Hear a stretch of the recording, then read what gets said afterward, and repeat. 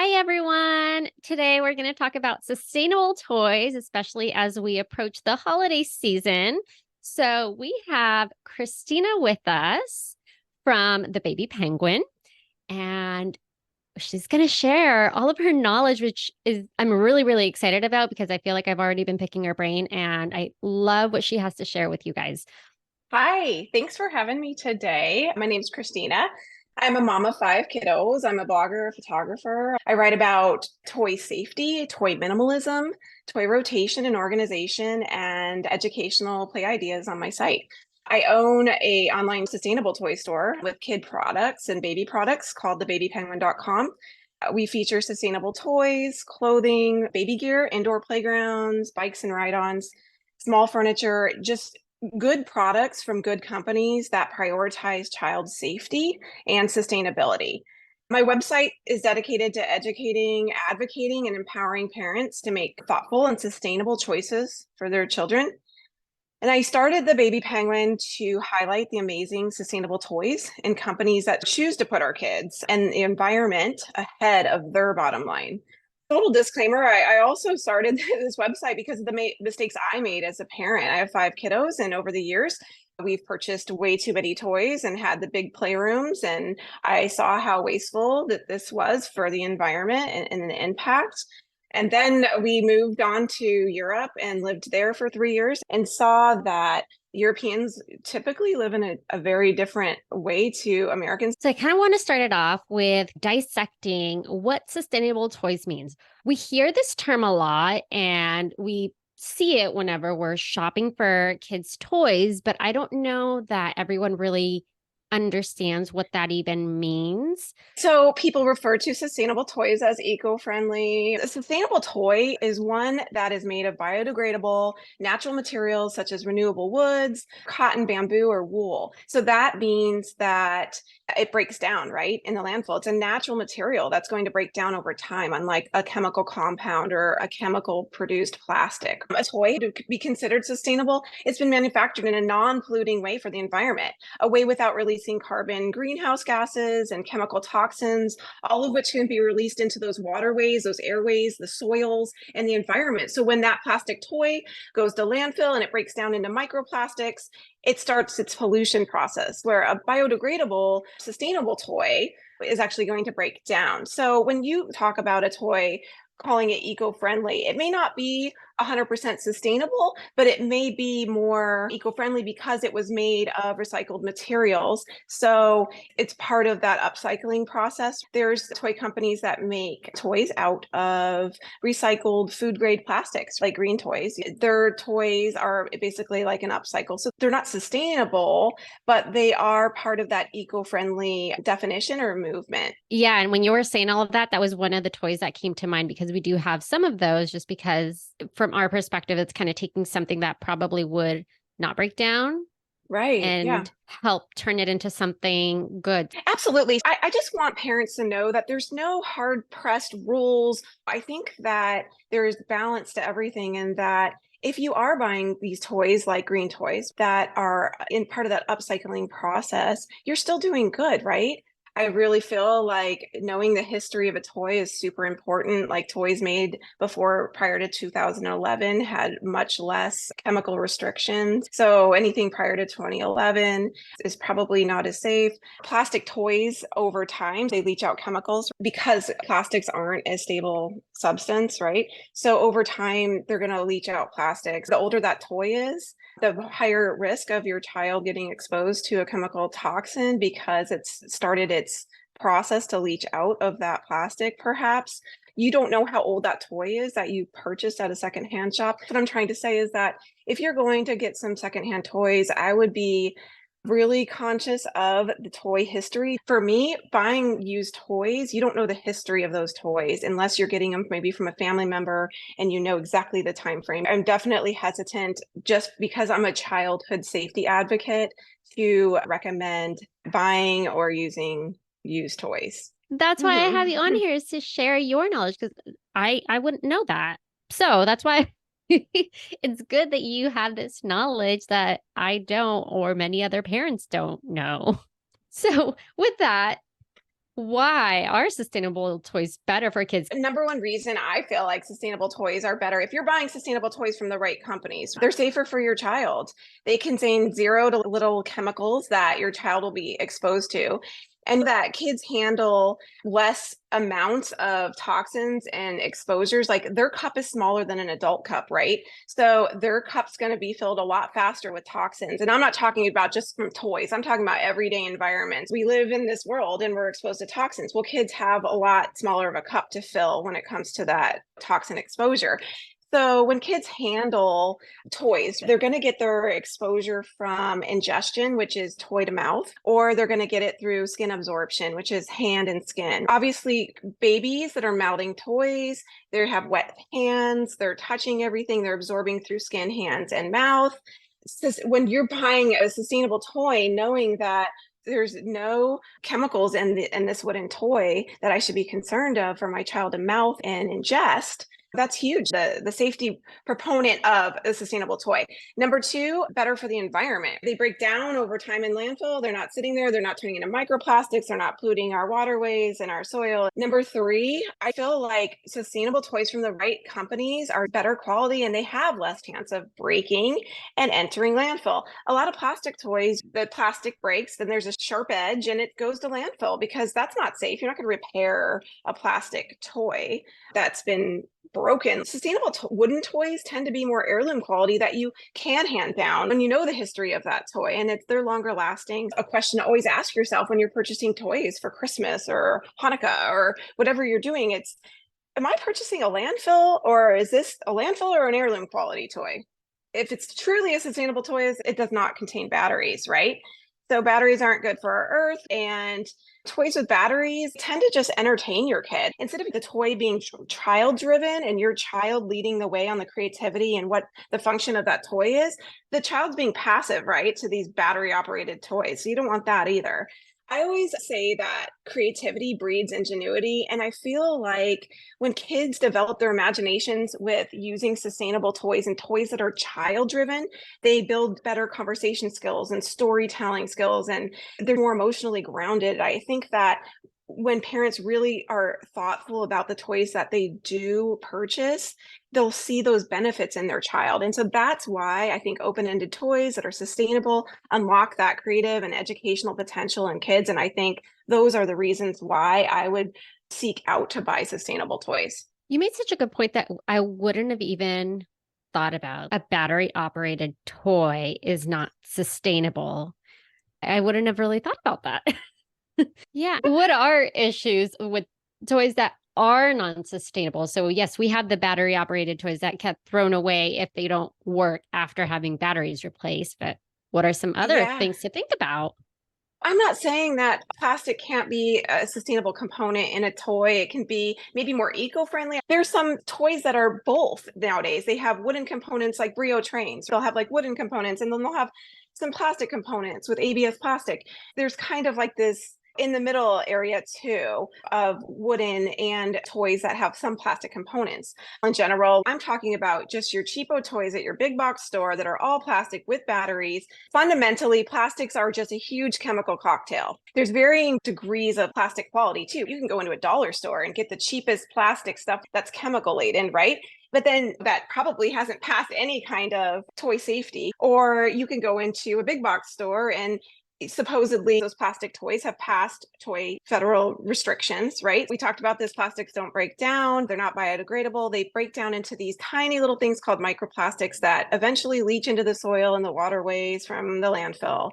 We talked about this, your plastic toys over time are going to break down. They leach out chemicals such as plasticizers and flame retardants. And you can see that because they discolor over time with older toys. You can feel it. Sometimes they feel sticky or feel rough, or they have a different texture to them. But bottom line is plastics can contain PVCs, BPA, phthalates, all these endocrine disruptors and carcinogens and mutagens that are bad news for kids' developing bodies. And we talked about the cup of what kids can take as far as toxin load. If you can avoid or lessen exposure over time, it's probably a good thing, a positive thing.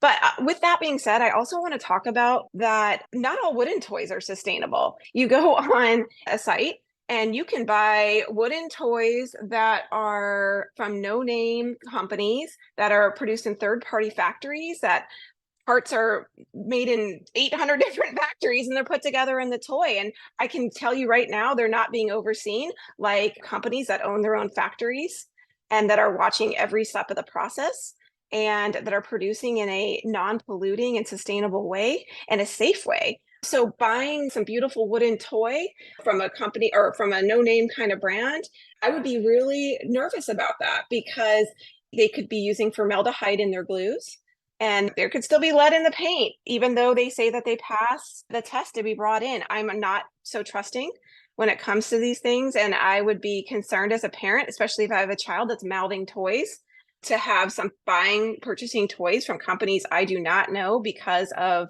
formaldehyde and glues and carcinogen, mutagens, all those things that can be present. And that it's more important to purchase the toys from reputable companies that you know are producing in their own factories or in overseeing operations in a safe environment, that they are big on child safety. Some of these companies are using alternatives to formaldehyde in their glue, and they're called E0 glues. And there's definitely companies that have completely replaced that toxic ingredient.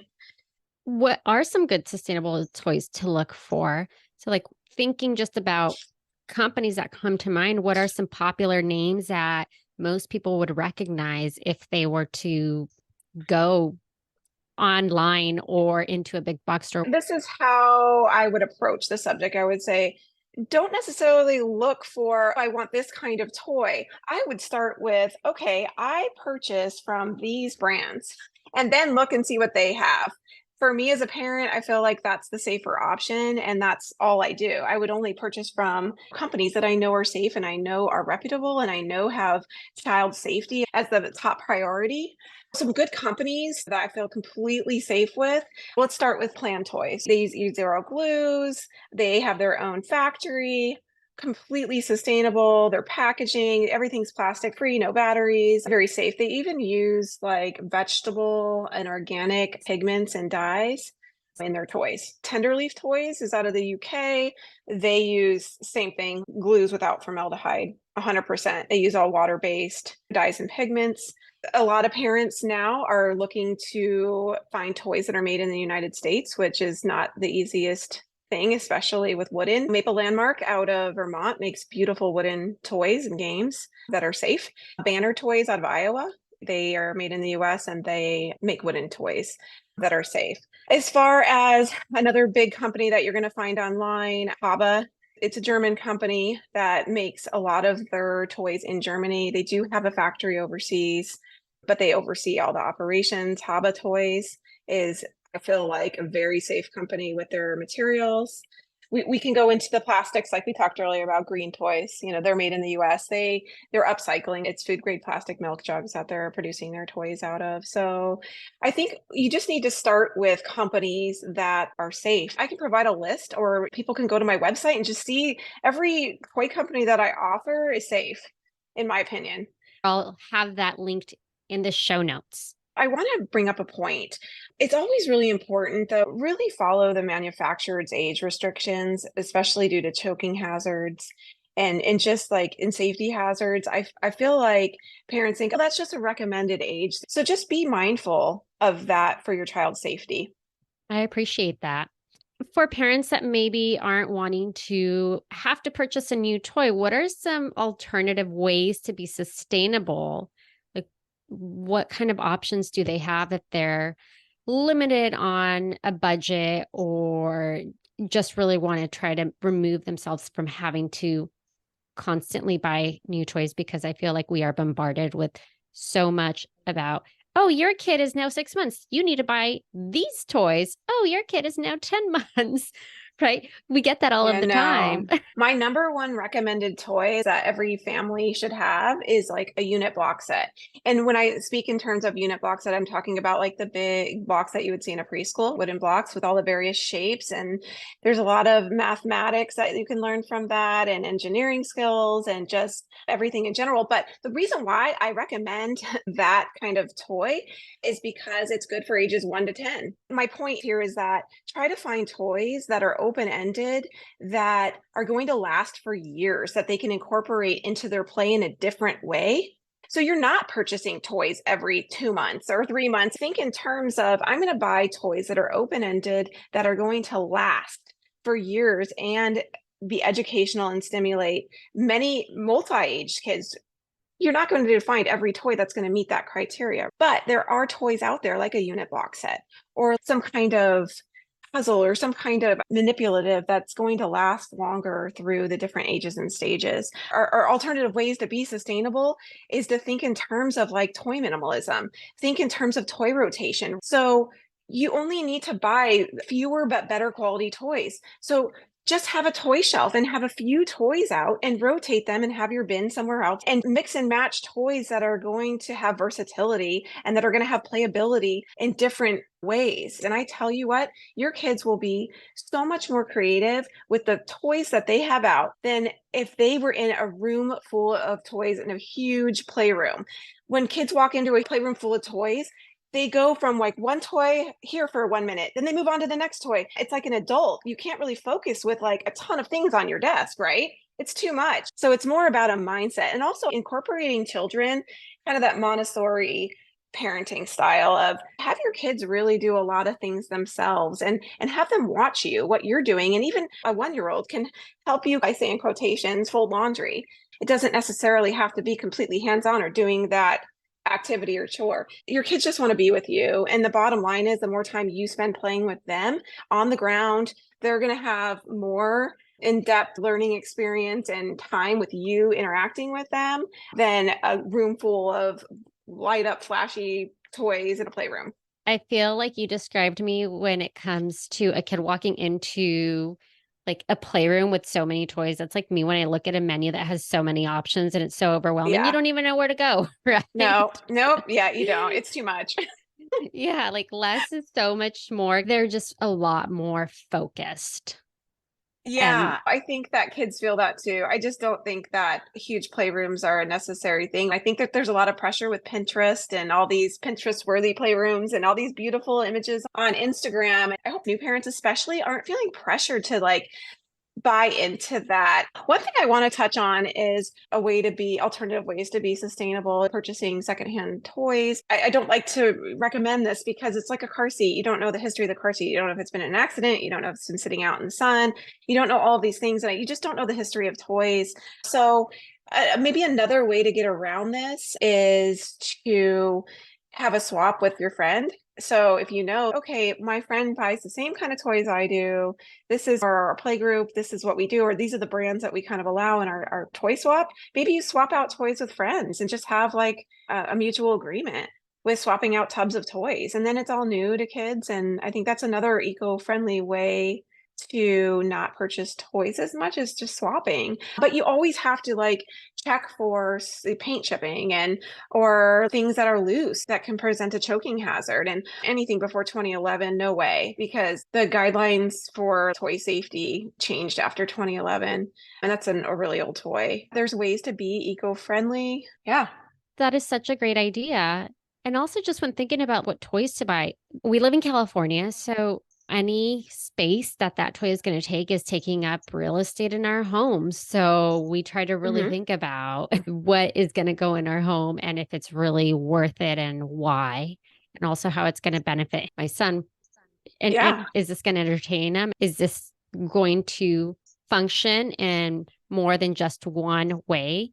For example, we have like this little toy dump truck, but aside from it just being a dump truck, it also has like all of the wooden blocks and shapes. So he can use it as more than just a toy truck. He can actually use the shapes to match them up and get that developmental stage going. I think in terms of that too, especially when it comes to bath toys, because you're like, okay, can I take a regular toy into the bath? But a few of these wooden toy companies, Luke's Toy Factory, Plan Toys, they're making something called like a composite sawdust. They're reusing their sawdust from the wooden toy manufacturing process. They're dyeing it with like vegetable pigments, right? And they're like heat sealing it in molds, basically like with their E0 glues, and then they become become water resistant and waterproof. So there's toys that are multifunctional. You can take these trucks and you can play with them outside, with the hose, right? In the backyard, and they can get muddy and wet. And then you can wash them, and then you can take them in the bathtub, and then you can clean them up, and then they can play in your house. You can use them in different locations. You can take it to the beach. You can think in terms of like, I can have a toy that is multifunctional just because of the location that it can go to. I feel like right now we see a lot about the silicone toys and just Oh, yeah. thinking about toys that can go into the tub. I generally think like silicone because you wash them anyway because they get dirty so easily. What are your thoughts on the silicone toys? Like, are they a good option? Yeah, there's balance to everything. And I think that there's different qualities or with different manufacturers in the silicone grade that they're using, right? So like food grade silicone. So you would have maybe like products that are used for baking or used for meant to touch food, right? Food grade silicones that are higher quality than maybe like a regular silicone. So I think making sure that it's like food grade silicone, if you give your baby a teether or something like that. I feel like silicone is kind of a hybrid. It's kind of a cousin of the plastic. So not as bad as probably a full out plastic chemical cocktail, but still has those components. But silicone is softer base, and I think it breaks down more, and it can have some natural components to it. But with that being said, there's also like just natural, good old fashioned rubber. So you can get rubber teethers, you can get natural rubber. I'm not saying that silicone is like stay away from it. I definitely see that in eco-friendly toys, and you see that component. It is really popular for bath and teethers. Well, thank you.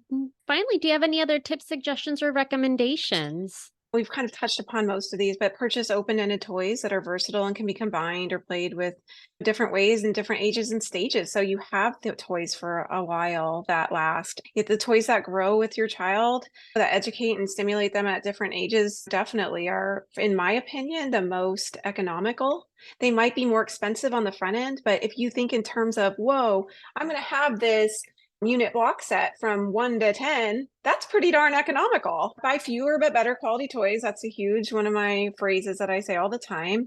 Buy toys that are child directed and not just entertain your child. You want your child doing the driving. Spending time playing with your child is huge. That's the biggest component. I think that that's what they're going to remember, and just you more than the toy.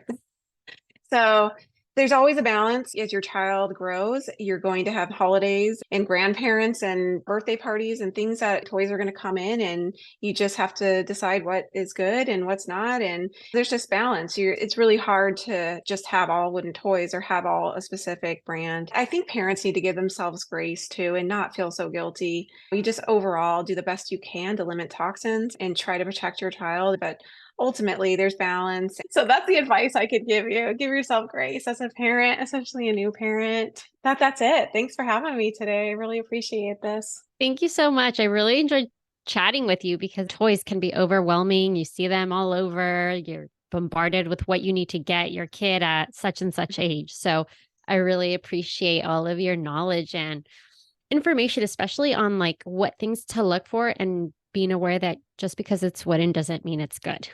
So Yeah, thank you. you're welcome. Thanks for having me.